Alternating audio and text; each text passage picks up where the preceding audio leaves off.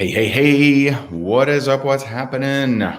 It's Free Coaching Friday. Super excited to be on here. Let's rock and roll. Let's make it happen. We are 1 week from Rank Makers Live, the social media super summit.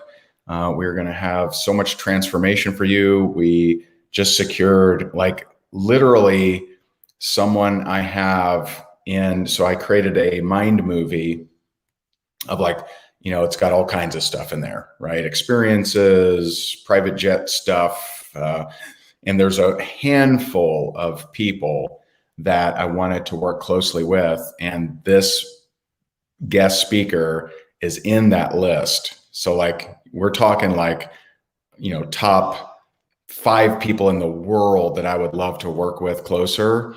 We got him as a guest speaker on Friday, the next Friday. So really excited about that.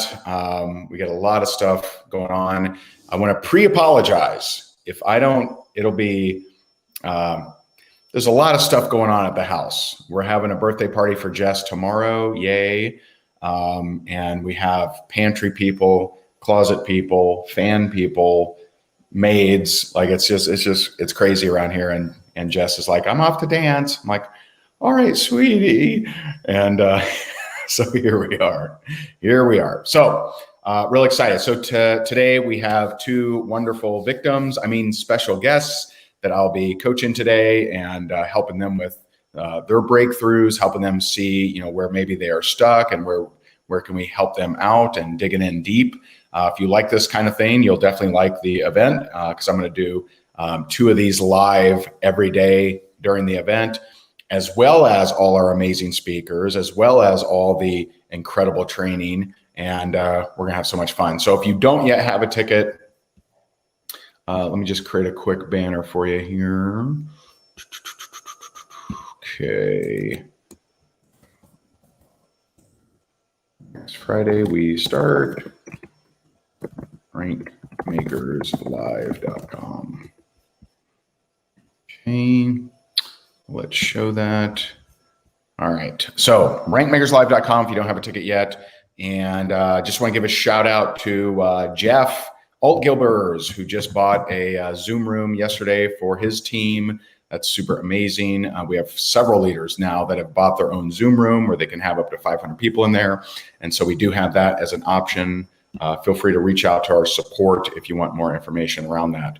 All right. So first up, I'm going to bring on, who should I bring on first? I'm thinking we'll bring on, we'll do ladies first. Fine. So here is Missy. Missy, how are you? Doing well, thank you. Awesome. Are you in the woods or are you just out back? Out back. Okay. Yeah. All right. Nice. And so let me, so the question is, where are you at? How are things going? Stuck. Okay. And yeah, stuck. And I think where I'm I've had so many breakthroughs in the past 2 weeks from Renee last week with your literally I think we lived a double life because I went fast. I was I am super excited. I've only been with one company. I'm a nurse. The product changed our lives. So moving companies is not I'm passionate about what I do and what we have and where we're going. But when Renee said she attracts strong people and they're not her people, that's my life. That's me. So I've been working through that. I feel like I'm the wingman, I'm a great wingman and I need that something, but then they're not my people. And I'm cause they're not the compassion. So in the past, I struggled with that. I think what my biggest question right now is, so I've had all these breakthroughs. We were at an event and then you're coaching, the laser coaching, like I said, Renee, and then the girl after her. I think there's so many breakthroughs. Now I feel I stopped watching. I'm a nurse. I work from home though. So I'm listening. I don't watch TV. I don't do I'm I'm self-aware. I've been doing personal development So I listen to stuff all day because I can't, like, I can because I work from home, I work from my computer, but I was listening to so many different things. So I stopped on that. So I thought, well, that's good because I have to stop. I have to get clarity. I just have to do because I know overwhelm is the worst place to be. But now, like, I just feel frozen. And it surprised me because I know what I need to do. And I'm just like literally frozen, which because I don't have a runner right now. So that's my excuse. Like, I don't have that person running with me. And yeah, so that's where I'm at. I went very quick in my company, hit a car earning rank, and but not hitting it, maintaining it. Now I've been in the company technically 3.5 years. When did you hit the car thing? 4 months in. 4 months in. Mm-hmm. And so I take it you got there and then you never got back there, or you never No, got I past stayed that? there for never went past it. There's a big jump between that rank and the other rank, a huge jump. The rank I got to, you can pretty much. I didn't do it by myself, but you could if you had to. Where the next rank is more, you have to have a team. But yeah, so now I'm going backwards. Like I'm not I'm at my last month was my worst month. Gotcha. And, yeah. So I'm curious, have you experienced that before in life where you're doing really well and then it just seems to reach a point and then you just kind of go backwards? Nursing school was a big negative for me. I went to nursing school. I graduated nursing school when I was 30, but I failed a semester at and I know it goes back to that. I didn't have the childhood things, but nursing school, I failed my third semester, and I had an instructor tell me that I was not ready to, I was not ready to be a good nurse. But that was 18 years ago. Like, I need to get over it.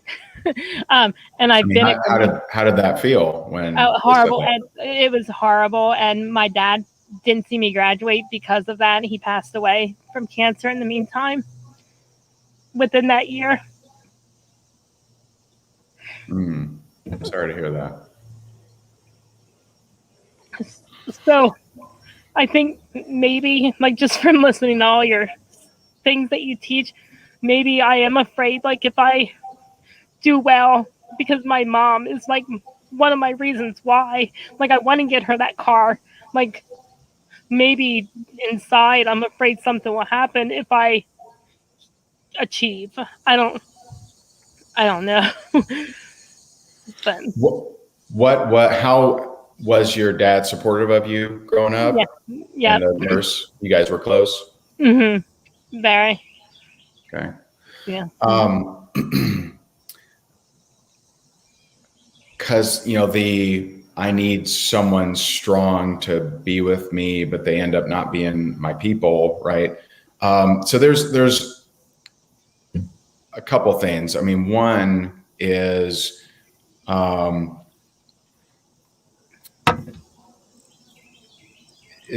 starting to work on your language, just to approach it there first, right? And so starting to work on your language, I bet. So I take it that you were listening to news and that kind of stuff, and you've stopped doing that. Is that what you meant? 5 years, like, not since I started. Like, I started with Gary Vaynerchuk, and was like, because I was always super quiet and didn't like tell my opinion.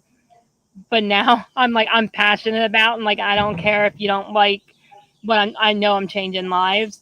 But I started Gary Vaynerchuk, like, and just started listening to all the positive personal development, which I still do. But the technical, like, I started listening to all the different trainings and different stuff and this and that. And like, I knew that was getting in my head because I didn't know which way to go. Like, I was over consuming. So definitely still listen to the positive development, Jim Rohn, all of that stuff, Gary Vaynerchuk, all of that. But I knew I had to focus on your training, like what you say to do. And because there's so many different things, and not that they're wrong, but for me, it was easy, like, all day, let's put AirPods in and listen to all this stuff. And then by 5 o'clock, I'm like, I literally, feel frozen. And I think it's because I don't have a runner with me, but that's an excuse. I think my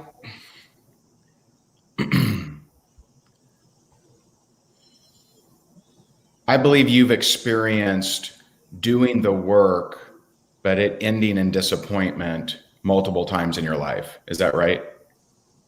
And in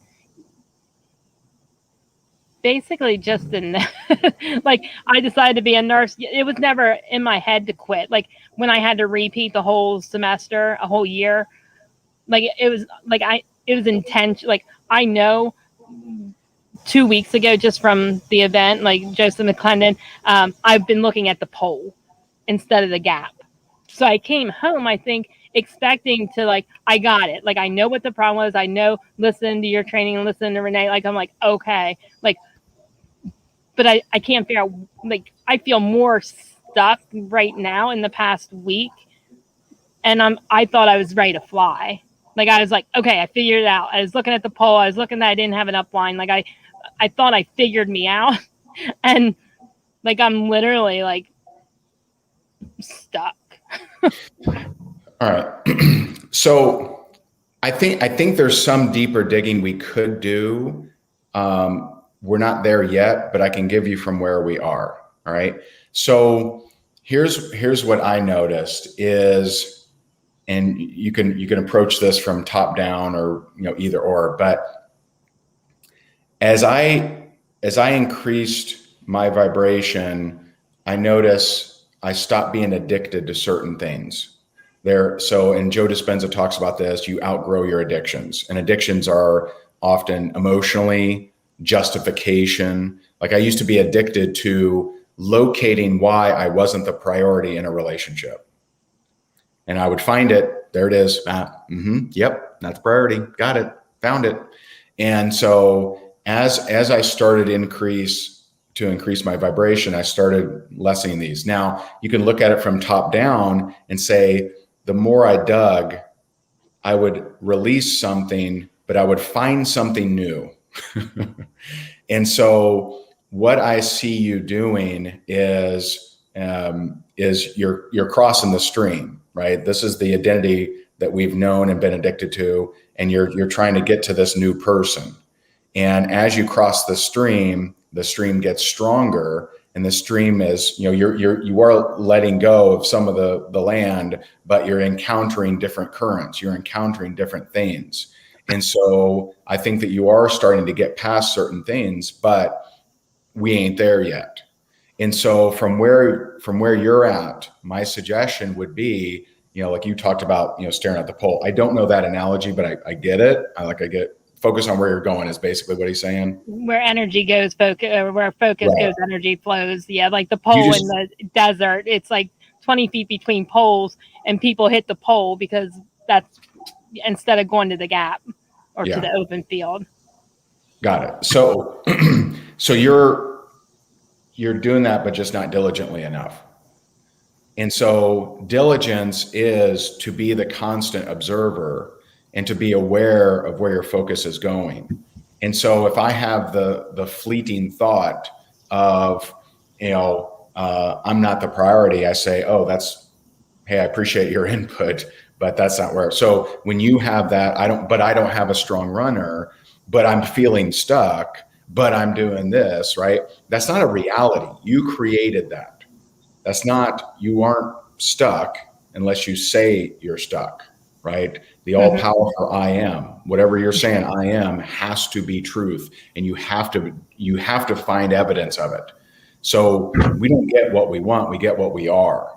And we're constantly proving ourselves right. So if we say I'm stuck, has to be the case. You can't say I'm stuck. Oh my God, I just did a whole bunch of work. That will never happen ever. It will never happen. So when you say I'm stuck, we have to embody that. So let's be very aware of what we say I am. And so it's just being more diligent, right? I'm sure there's some stories that are being blocked from you that we're not digging into. But as far as where you are right now, become that extremely diligent observer. of it's not allowed to escape your lips. It's not allowed to stay in your mind. It may show up, just like I sometimes will still have, I'm not a priority show up, and I'm like, all right, fine, thanks, appreciate it, right? Let me get back to where I'm going. And so you focus on where you're going, and any thought against that, you stop, you say, appreciate it, thanks for your input. I don't need a runner because I'm here. I'm here. That's what you have to embrace, that you're good enough, that you got this, you can do this.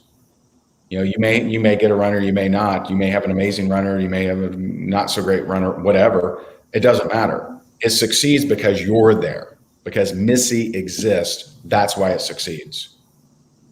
And that has to be the North Pole, right? That has to be the, you know, where we're going, and the primary focus of who we are, where we're going. And you'll still get the, yeah, but you're stuck. Hey, thanks for your input. Actually, I'm not. Thank you, though. Right? Yeah, but you don't have a runner. Mm-hmm. Got it. Thanks. Appreciate it. That doesn't serve me, so I'm not going to dwell on it. Yeah, it's hard. Like, I have team trainings, and like there's one or two people, and and you do it anyway, but it's hard. Like I don't have a big ego, but like it hurts like week after week. Well, let's just rewind why that is. What's showing up for you is who you are. And who you've been up to now is someone who's stuck, right? You've been someone who's stuck. You've been someone who needs a runner. You've been someone of lack. You've been someone not good enough.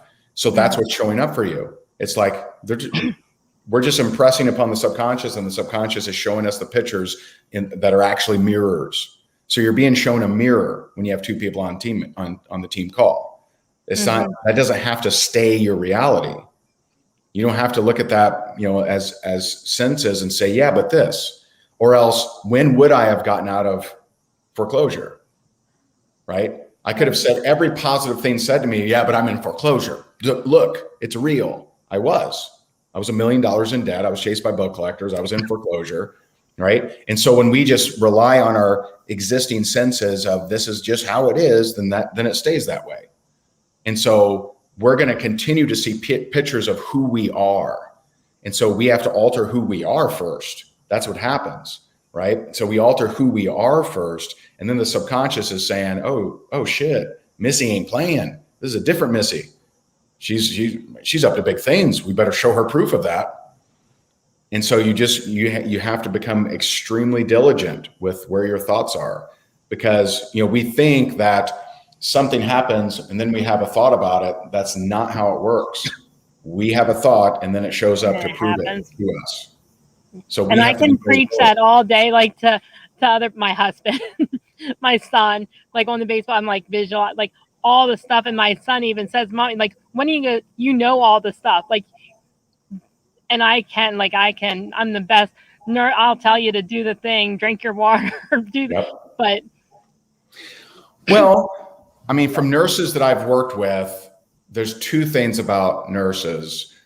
One, they're very practical, right? How do we get stuff done, right? They're not, you know, usually not overthinkers. They're usually very practical. Let's just get it done, right? Make it happen. May not be perfect, but we get it done. Yes. And number two, it's all about everyone else but them. So you may be drawing the conclusion that it's selfish for you to live your biggest life.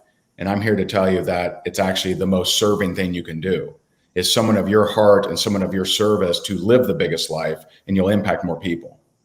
I have such big whys, and like I was going so fast and on the right direction and made such big promises to my son. And he was the reason why we started this whole thing. And now 4 years later, he's 15 and I'm going backwards in the past. And so like, I think up until now, all of that is true.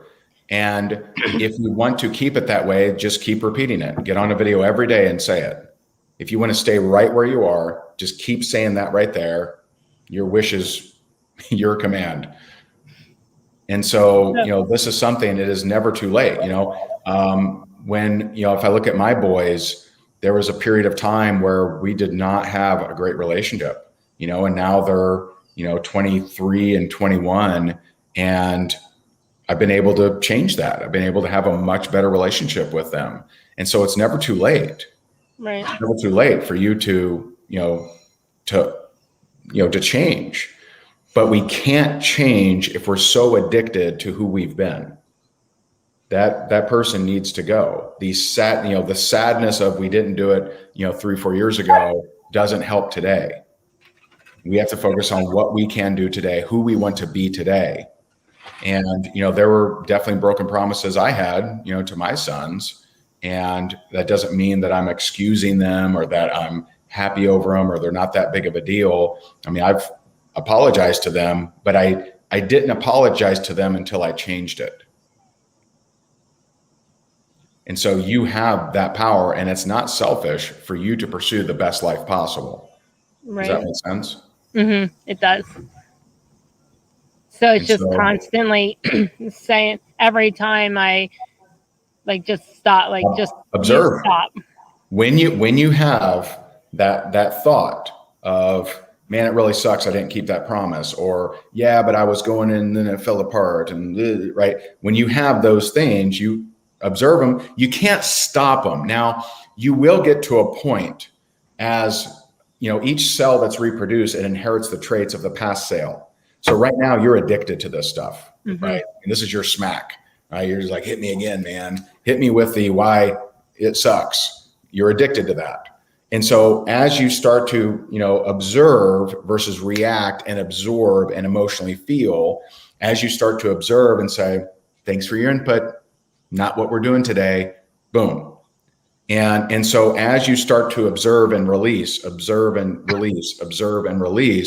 your cells will get less and less addicted to it. So you'll come to a day where it barely happens at all. Like it really, at this point, from practicing this every single day for months and months and months and months and months and months, it is a real rare occurrence for me to go into negativity. And it still happens. I'm going to share are you in the Lifer program? Not yet. Okay. I need to be. Next Tuesday night, I'm going to go into something I'm not sharing anywhere else, but I'm going to talk about something extremely scary that happened to me 2 nights ago. And it really messed me up, and it was a really big test. And, and I'll share how that went. So, but as you start to observe versus just react, yeah, you're right.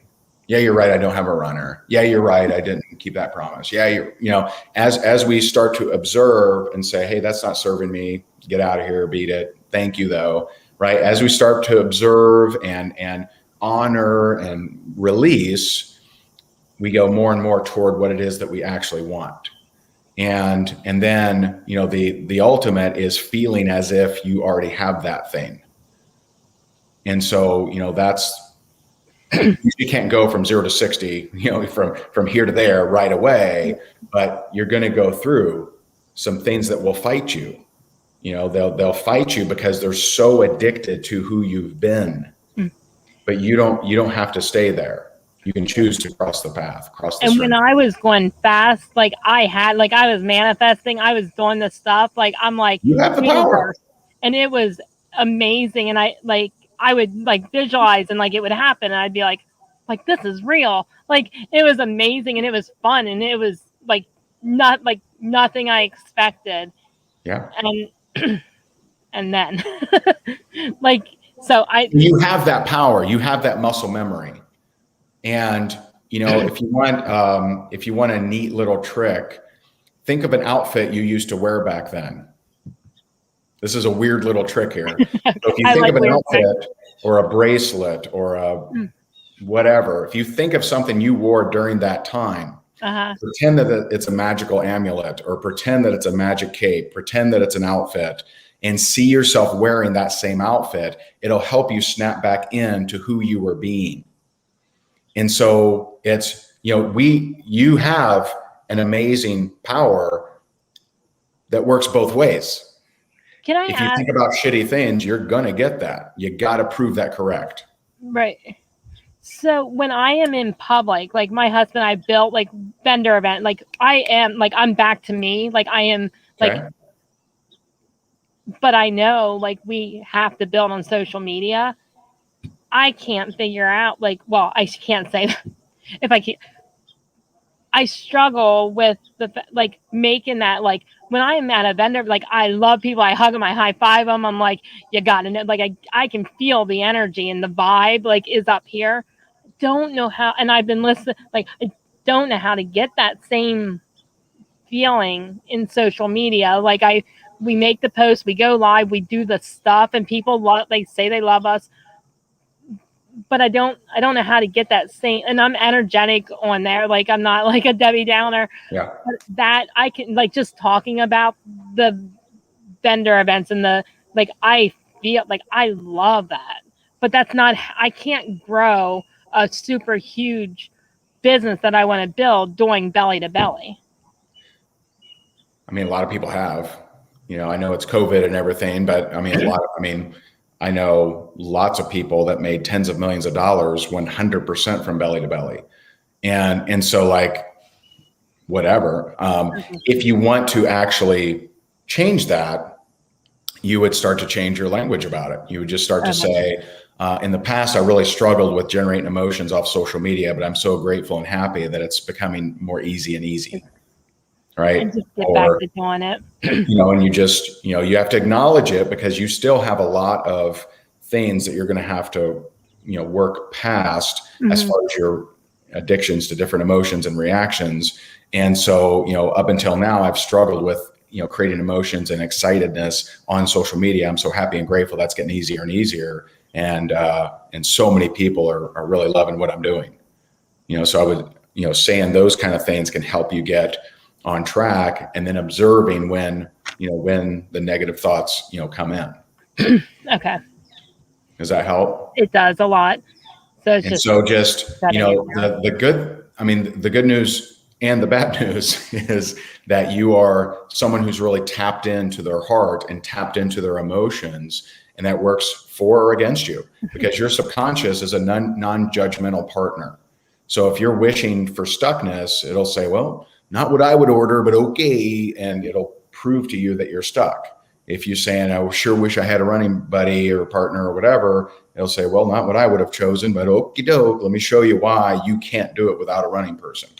And so, just know that, use that emotional, be very aware of the emotions. The words are definitely important. The emotions are 1,000,000 times more important. And it's just like Neville Goddard says, since you're not in lifer, there's a quote I shared, and it said, when your wish conflicts with the feeling will always be the victor. And that's from Neville Goddard. And so if you say, I'm a millionaire, but inside you're like, yeah, right. The feeling wins, right? Might as well, you can say whatever you want, right? It doesn't matter. It doesn't matter if you're saying something that's incongruent with how you're feeling, you have to be able to feel that. And so you start to, say things in a way and do things in a way that you actually want and feel those things. Does that help? It does. It helps a lot. All right. Are you attending Right Mayor's Live? Yes. Okay, Yes. great. Super Awesome. excited. Well, next Friday. I'm excited to see what you can do between now and then. All right. Thank you so much. I appreciate you. Give Missy a hand. Give her some love. Awesome. The quote is, whenever there's a conflict between your wish and your feeling, the feeling will be the victor.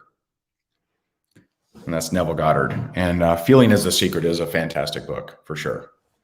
It's like 40 minutes on Audible. Like everyone should listen to that for sure. All right. Awesome. Wasn't that great? Missy, fantastic. All right.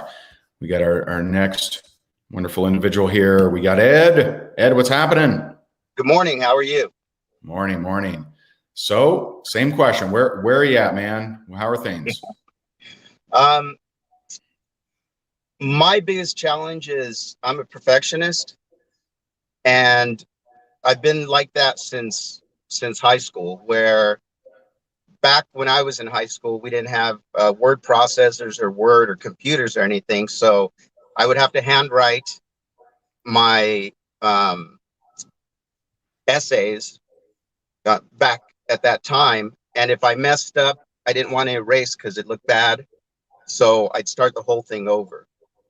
And it's been an ongoing thing with me where everything has to be just right.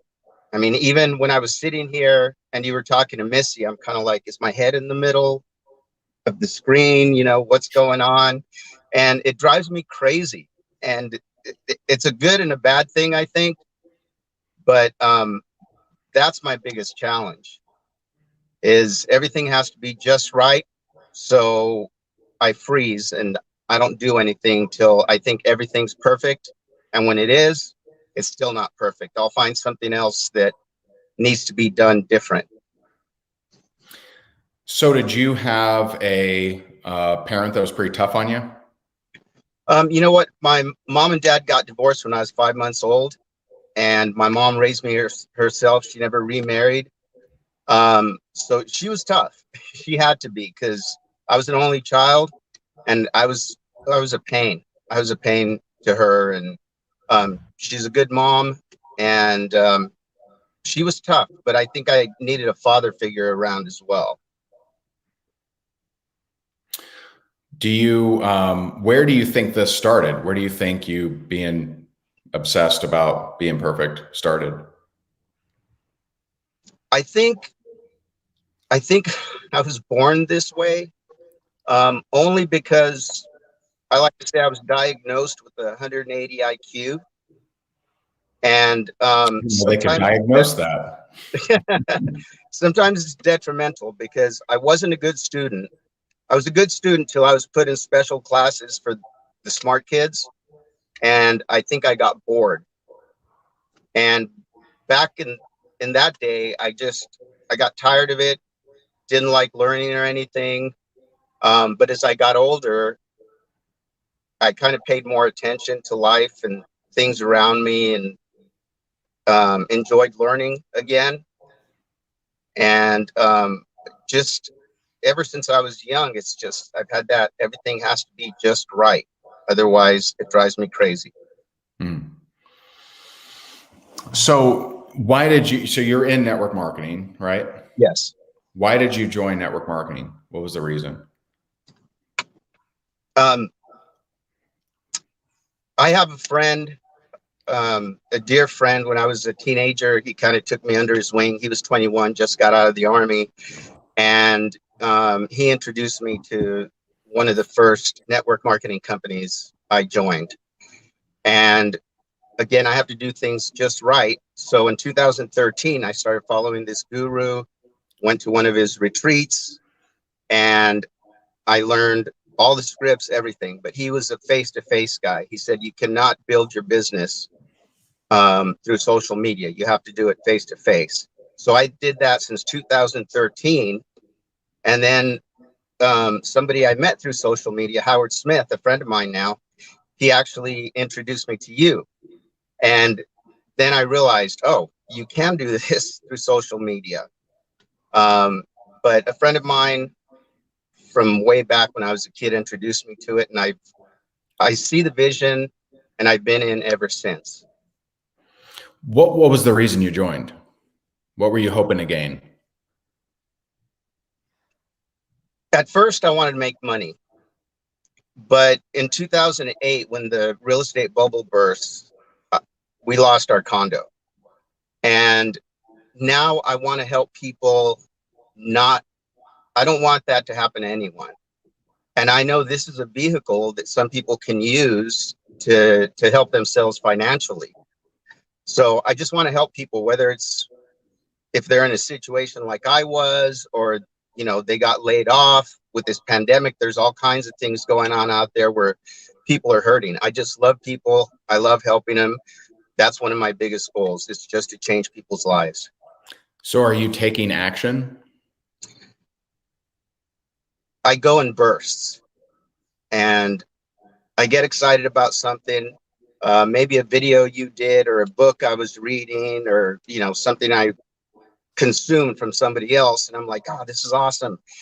And in my mind, I see the pictures, I see myself succeeding. And then I go for 2-3 weeks, and then the fire kind of dies out, if that makes sense.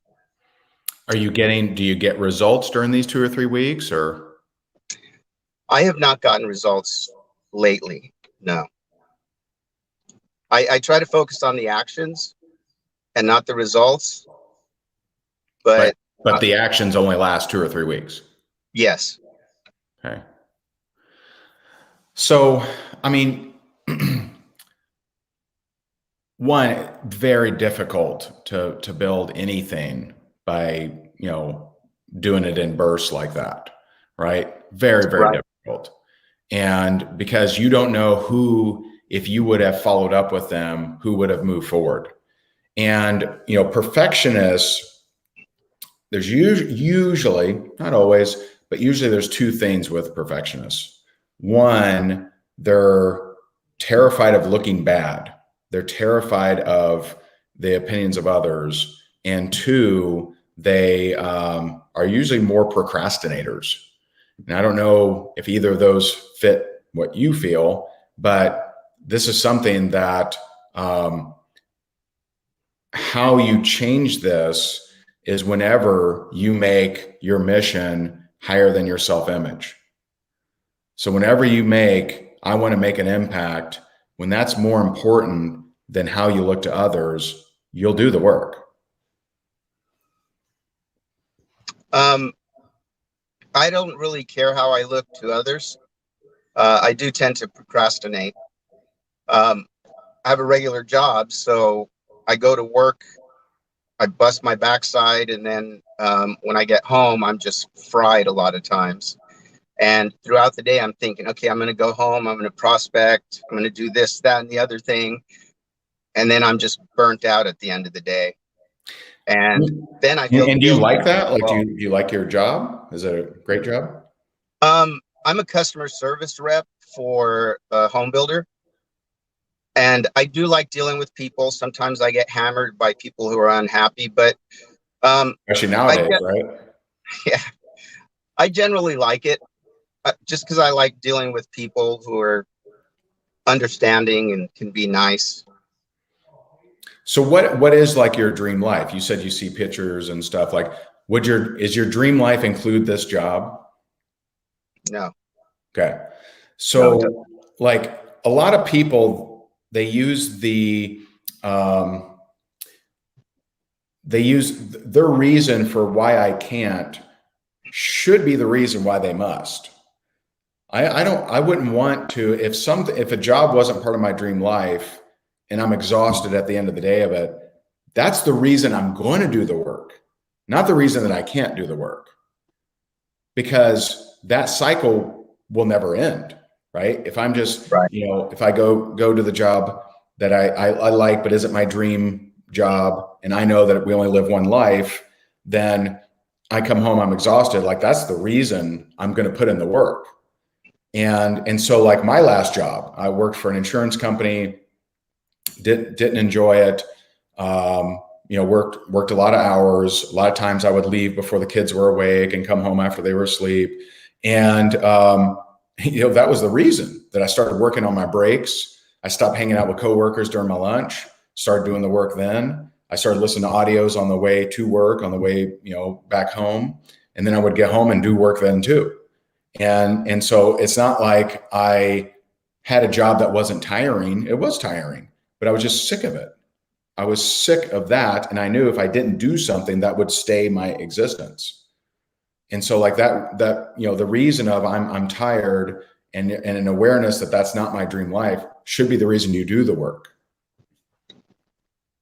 Yeah, that makes sense. But I think, I would just become similar to what I was talking to Missy about, is I would just become aware of what non-serving things do I believe and am I repeating that isn't serving me, right? So if I could do this as a terrible experience, but I could start saying today that I'm a perfectionist. And every day I repeat it over and over and over. I'm a perfectionist, I'm a perfectionist, I'm a perfectionist. And eventually I'll become a perfectionist, right? No, right? And so I'll slow down how much work I do. I'll care more about how others view my work, and maybe you don't, right? You're a rare perfectionist. And so, I'll care about how, I better dot that I. And eventually I'll become that. And, so I would look at that as, is that really serving me? And, and this is, for intellectuals, this can be tough, right? I wasn't cursed with intellectualism, I don't think. But, for intellectuals, that could be tough because you think it is what it is. It's not. You can become anything that you want. There's nothing that's held back from you. Only that which you believe is held back from you. And so you can choose right now to be that person of massive action, to be that person that does impact a lot of people at a time in the world's history where it's needed. Like, people need you, Ed. They need you to step up. They need you to do the work. They ain't ever going to visit your home builder, but they may find you on social media through your business. And so you can become that. But I would stop being so convinced on what I know. And that's where I feel you are, right? But yeah. I am a perfectionist. Higdon can't change this. Well, change whatever you want. I mean, shit, they've proven that people with multiple personality disorders can change their eye color. Explain that. And we can't go from perfectionist to someone that's producing at a high level. Of course we can. And so anything is possible. You can become whatever you want, but you have to believe that. And as long as you're solidly clenched into, what is real and, anything else is not, then they're very difficult to make change. Yeah, I coached baseball for 17 years. I loved it. And I would always be cognizant of what the kids said when they were on the field. I can't, or I am this. So what you're telling me is the way I would coach people. Yes. And I don't think it occurred to me until you said that. So thank you. Yeah. Have you heard me share my goofy dance story? No, I haven't heard that one. Okay. So I'll share it. And I know that some on here have heard this a few times, but because you're on the field, right? You're on the field of life. And so what you say matters on this field that we're on. And in pursuit of that field that we actually is what we want to be, right? We're on this field right here. We want to be that field. And so the more that we can see and believe and be that field, it becomes. And so last year for our anniversary, I bought dance lessons for my wife and I. And I just wanted to spend more time with her. And I didn't really care so much about learning dance necessarily, but I wanted to spend more time with her. And so we start going to dance. And, of course, I was terrible. She was amazing. She's spinning and kicking and all kinds of stuff. And I'm just like Frankenstein. And so about 4 months in, long story short, what we decide, we want to compete. Right. And I come to the realization that I have barely improved at all. 4 months of going, 1 to 2 times a week, every week. I've really barely improved. And, the teacher would, the instructor would say something and I would say, oh, I'll try, and I was constantly negging myself constantly. And so I realized one day that, man, I'm not using any of my mental power on this thing called dance. Like, what the hell am I doing? Like, this is crazy. And so, I just started seeing myself as a good dancer.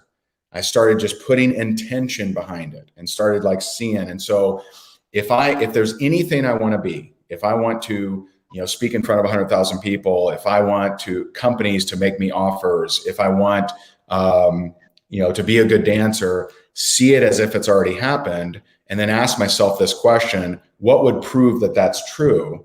And create a series of emotions around it. And so in this particular instance, I said, okay, I am a good dancer. What would prove this to be true? And so I saw my dance instructor say, wow, impressive. I saw the dance studio owner say, very much improved. And so I see these things, I feel them, it feels nice. I'm a good dancer now. And I go into the dance studio and I tell them, I say, hey, I just want to apologize. I've been living in my past and just not really using my mental power up to now. But as of today, I'm a good dancer. And they're like, okay, right? Like, this guy's lost his mind. And so 4 days later, my dance instructor, I do something, and she said, wow, impressive. Verbatim what I had seen 4 days prior. That same lesson, I do a little thing that the dance studio owner had told me to work on, and she goes, very much improved. Verbatim, exactly what I saw. And so we go, we compete, and we had 3, 4, 5 different people that we didn't know come up to us and say, oh my God, you guys look so good as a couple. How long have you been doing this? What? Less than a year? Oh my God, you guys are amazing. We had so many people come up to us, and some came, she was definitely amazing. And I feel like I did my very best. People came up to me, when she wasn't around and told me that I was doing good. I'm like, wow, this feels amazing. The instructors said, you remember that day when you came in here and you said you were a good dancer all of a sudden? I will tell you, your dance skills have exponentially skyrocketed. It was like that day, there was like a fork in the road, and you just got so much better since that day. And so that's your power. You have that power. You can choose to go from this, not utilizing your power, I'm just a perfectionist, I'm tired, to I have unlimited power and I can be whatever the hell I want. And so you have that. You tell others that. Now you got to tell yourself that, which is the biggest dragon to slay. That's the beast that shows up in many different forms, that is there to, keep you small and comfy, even if we don't like the comfortableness. And so take that medicine that you give to others and you choose to be that powerful version of yourself. And you will start impacting more people, and you will start to, move toward into your dream life. Does that help? Yeah, definitely. Thank you for that. Would it be okay if I asked another question? Sure. One of my biggest fears about becoming successful and getting people into my group is that I won't be able to help them, that I'll let them down. You'll look bad. What was that? You'll look bad. I suppose. I had to ponder that one. But I want to help people. I don't want to let them down. I'll ponder that, but I don't feel like it's me not wanting to look bad. It's me letting other people down, not being able to help them. The only way for us to guarantee not let anybody down is to play so small no one notices. And that's where you've been. You've been playing so small that you couldn't possibly let anyone down. You have unlimited power within you. Now, does this mean you're certifying and notarizing a letter that I will never let anyone down? Of course you're going to let someone down. Someone will come in with wrong expectations. Someone will come in and they were told something that wasn't true. Someone will misunderstand you. You're going to let people down. That's going to happen.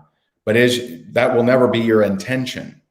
And so if we want to prevent ever letting anybody down, then it is really simple, right? The homeless person doesn't let anyone down. No one, right? We stay right here. Everyone has clear expectations of us. We don't serve anyone. Can't let you down if I don't give you anything. And so that's not the life that you want to live. You want to live a life where if you want to inspire someone, every time you go for inspiration, you're going to run the risk of letting someone down. And so someone, might have been your dad, I don't know, someone let you down, and that became your public enemy number one. I don't ever want to let someone down, right? And so like someone let you down and that became your enemy. I don't want to ever let anyone down. But for you to live that life, you're living much smaller than you could be. That helps. That makes sense. You got to be willing to run the risk of letting someone down. because that's the only way you can help others, is by you showing up powerfully, is by you showing up with your potential. You're never going to prevent someone feeling let down, right? I run that risk every day. I get a negative Instagram comment every day. And so if I didn't want to get that, I could just hide and not be on camera ever and not do anything and just disappear and start a farm or something. But that's not who I am. That's not what my soul is calling for. Your soul is calling for you to be bigger, but you're living those patterns of let me not let anyone down. I see. Does that help? That helped. Yes, thank you. I appreciate it. Don't be so addicted to let me totally escape ever letting someone down, because you'll just never live as big as you can and impact as many as you can. You know, if you look at how many people you're positively impacting right now, and you times that by 100, but there's the possibility of letting people down, I think you'd be happier with your life. Does that make sense? Yes. Well, I'm rooting for you. Are you coming? You're attending Rankmakers Live? I am. Awesome. First and time. Howard, is that the Howard out of Tampa? No. You said Illinois, Howard Smith. I think. Howard Smith. Howard Smith. Yeah. I think Illinois. Oh, Illinois. Okay. Because I know I remember a Howard Smith in Tampa area. But anyway, well, keep me in the loop. I'm excited to see what you can do from here to next week. We got 1 week till Rankmakers Live, of course, and I would love to. Missouri, he says. Missouri. I'm sorry, Howard. But I'm proud of you. Thanks for going there with me. I know it's tough with you smart people. Thank you so much. I very much appreciate it. And I just want to thank Mary Kate as well for setting this up. Thank you so much. Awesome. Thank you both. You got it. Well, appreciate it. All right. Give Ed some love. Give Missy some love. Really powerful. I know that was, that went a little bit different direction than a lot of the laser coaching that I've done in the past. But I know that there's someone on here that also needed to hear that. And so play big. If you're so scared to let someone down, the only way to prevent that is to play so small. And that's not what you're here for. And so appreciate you. I'm rooting for you. Next week, man. Next Friday, Rankmakers Live. If you don't have your ticket, rankmakerslive.com. Thank you to Missy. Thank you to Ed. I appreciate you, and thanks for tuning in. Feel free to share this if you got value. There may be someone on your team that could really use this information, and I'll talk to you soon. Bye.